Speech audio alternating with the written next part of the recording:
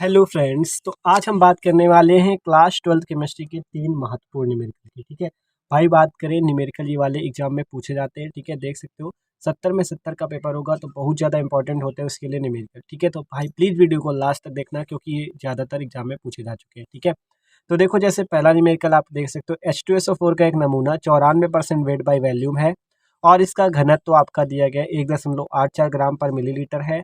इस विलयन की मोललता ज्ञात कीजिए। ठीक है, मोललिटी। तो देखो बहुत आसान है। देखो कह रहा है H2SO4 का एक नमूना है, कितना है 94%। कितना भैया 94%।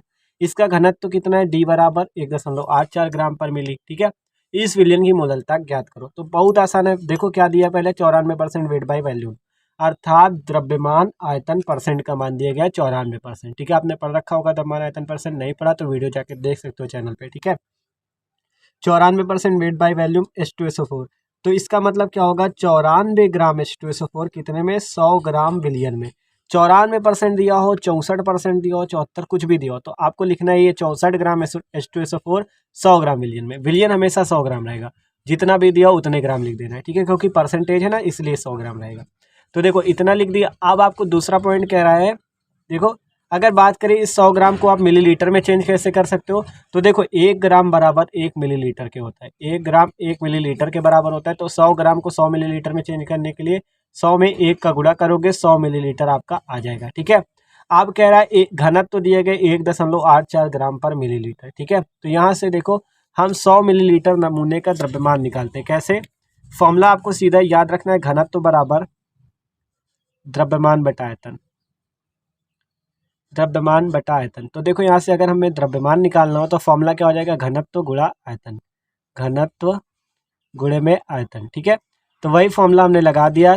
100 मिलीलीटर नमूने का द्रव्यमान बराबर घनत्व गुणा आयतन। घनत्व कितना हो जाएगा, घनत्व में ऊपर क्वेश्चन में दिया गया 1.84। देखो 1.84। ठीक है, 1.84 लिखोगे। आयतन आपका 100 मिलीलीटर है, देख सकते हो 100 मिलीलीटर, 100 मिलीलीटर लिखा तो आपका द्रव्यमान कितना आ गया नमूने का, 184 ग्राम। ठीक है, तो कह रहा था H2SO4 का एक नमूना है। ठीक है, क्या कह रहा था, H2SO4 का एक नमूना है। तो नमूने का द्रव्यमान आपने निकाल लिया कितना, 184 ग्राम। तो इतना निकला। आप विलायक का भार यहाँ से निकाल लो। विलायक का भार कितना हो जाएगा, 184। देखो ये आपका नमूने का आया है और ये आपका H2SO4 का है। तो अब यहाँ से विलायक का निकालोगे तो कितना आएगा, 184 में से कितना घटा दोगे, 94% था इसलिए 94 ग्राम घटा दिया। तो विलायक का भार आ गया 90 ग्राम। अब तो क्वेश्चन एकदम आसान हो जाता है। कह रहा है मोललता निकालो।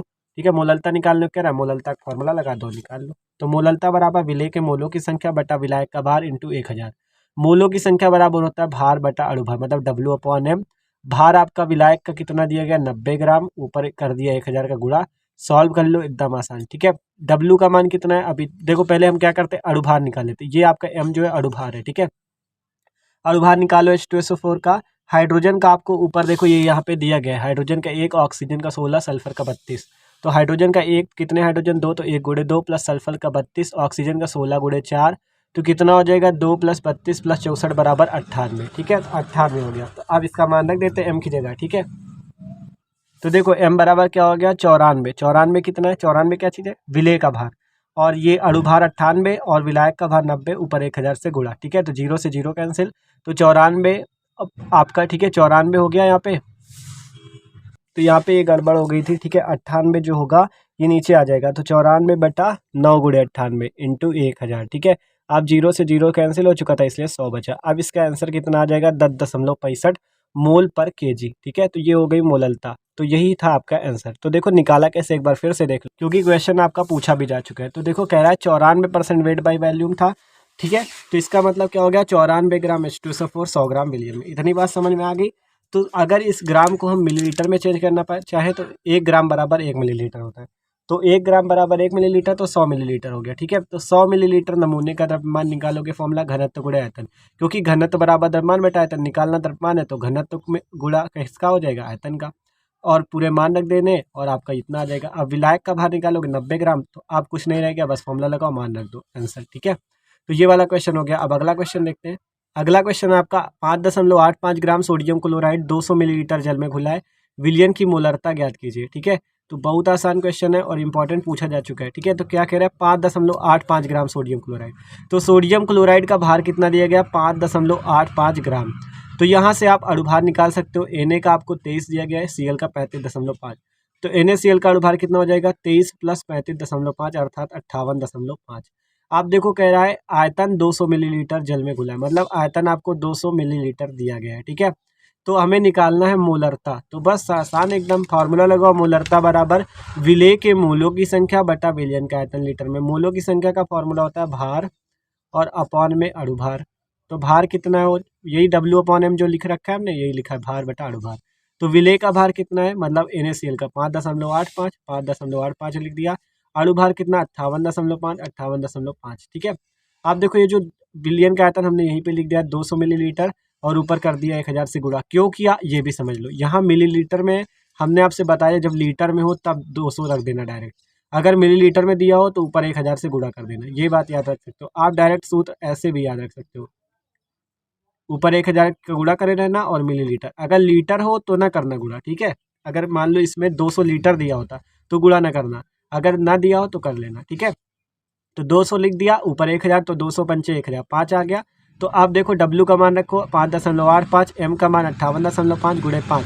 आप इसको बस आसानी से सॉल्व करोगे, M का मान आ जाएगा 0.5 मोल पर लीटर, ठीक है। एकदम आसान है, बस फॉर्मूला ही रखना था। तो कह रहा था इतने ग्राम NaCl, तो इसका भार ये हो गया, अणुभार निकाला और आयतन इतना दिया ही है, क्वेश्चन में ही सब दिया है, ठीक है। तो बस मोलरता का फॉर्मूला याद रखो, बस लगा दो आंसर। अब अगला क्वेश्चन देखो।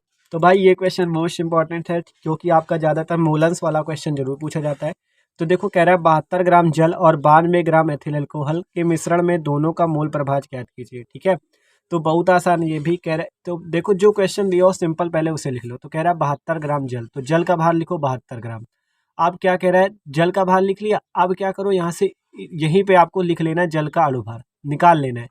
देखो H2O होता है जल का फॉर्मूला, हाइड्रोजन का जो होता है वो होता है 1, ऑक्सीजन का होता है कितना 16, ये याद रखना है आपको।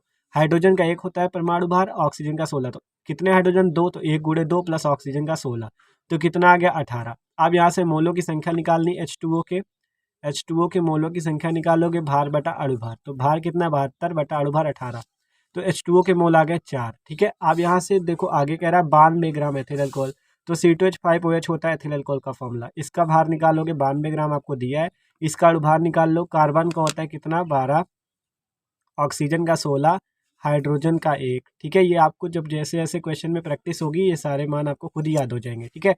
तो कार्बन का 12 होता है, तो 12 गुणे 2 प्लस ऑक्सीजन का 16, तो 16, हाइड्रोजन कितने 5 1 6, तो आपके 6 हाइड्रोजन हो गए। देखो कार्बन का 2 था तो 12 गुणे 2 प्लस हाइड्रोजन 5 1 6, तो 1 होता है, 1 गुणे 6, ऑक्सीजन का 16, तो 16 जोड़ दोगे 46 आ जाएगा।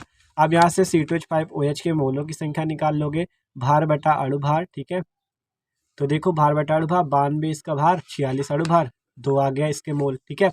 अब कह रहा है कि एल्कोहल के मिश्रण में दोनों का मोल प्रभाव ज्ञात कीजिए। तो देखो क्या करते हैं, जल का मोल प्रभाव का सूत्र लगाओ, क्या हो जाएगा जल के मोल बटा जल के मोल प्लस एथिल अल्कोहल के मोल। देखो फॉर्मूला होता है, मान लो जल के निकाल लो तो आपको लिखना है जल के मोल बटा विलयन के कुल मोल, विलयन के कुल मोल। तो कुल मोल कितने कितने लोग हैं इस पे विलयन में, केवल जल है और एथिल अल्कोहल है, तो इसीलिए तो हमने लिखा जल के मोल प्लस एथिल अल्कोहल के मोल। तो जल के मोल कितने निकाले, आपका कहाँ गया जल का मोल, ये 4, और एथिल अल्कोहल के 2, तो 4 बटा 4 प्लस 2, आंसर आ गया 2 बटा 3, आसान एकदम। अब आगे, अब इसी प्रकार से एथिल अल्कोहल का मोल प्रभाव निकालो, एथिल अल्कोहल के मोल बटा एथिल अल्कोहल के मोल प्लस जल के मोल। एथिल अल्कोहल के मोल कितने थे 2, इसका 2 प्लस हाइड्रोजन वो सॉरी जल के कितने 4, तो 2 बटा 6 बराबर 1 बटा 3, तो ये इसके हो गए, ठीक है। तो एथिल अल्कोहल का भी आसानी निकाल सकते हो, जल का भी आसानी निकाल सकते हो, बस फॉर्मूला याद रखना है क्या, कि जिसके मोल निकालने उसके मोल लिखो, एथिल के मोल मतलब वही एथिल अल्कोहल के मोल बटा विलयन के क्या कुल मोल, विलयन के कुल मोल। ये फॉर्मूला बस याद रखो, आपका मोल प्रभाव का कोई क्वेश्चन नहीं छूटेगा और पूछा ज़्यादातर जरूर जाता है ये, ठीक है। तो बस अगर कोई भी संख्या बदल दे तो उससे डरना नहीं है, केवल आपको फॉर्मूला याद होना चाहिए, ठीक है।